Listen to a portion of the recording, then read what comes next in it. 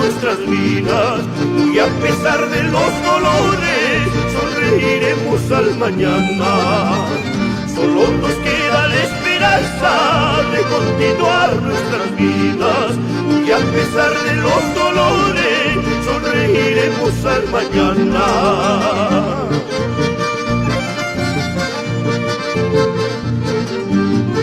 En Ayacucho, Apurímac, también se goza con la Estudiantina Perú.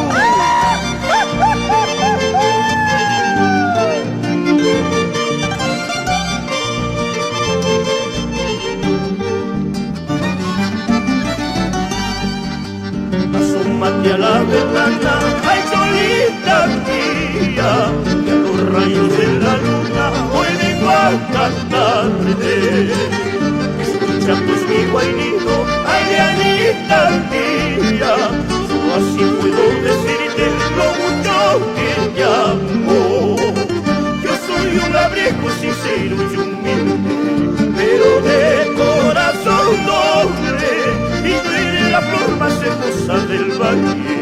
Yo nací para adorarte. Para mis adoradas hijas, Fiorella, Ivonne y Adrianita Suárez.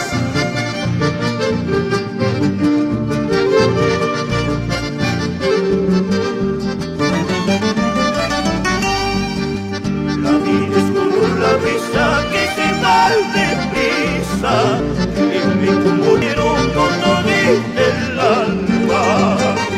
Ofrezco flores silvestres de aquellas praderas, mojadas por el rocío, también por mi amor. Yo ofrezco canciones de los ruiseñores, hay amor de mis amores, versos aprendidos de aquellos pastores, y murmullos que arraiga el dolor. Tendremos nuestra casita en medio de aquella colina, rodeada de los rebaños de maizales y trigales, de maizales y trigales.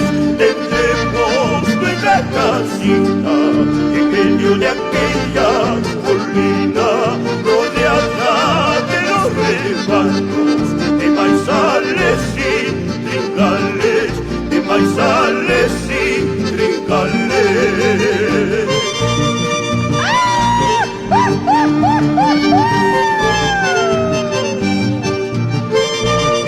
Y en este concierto musical, como no,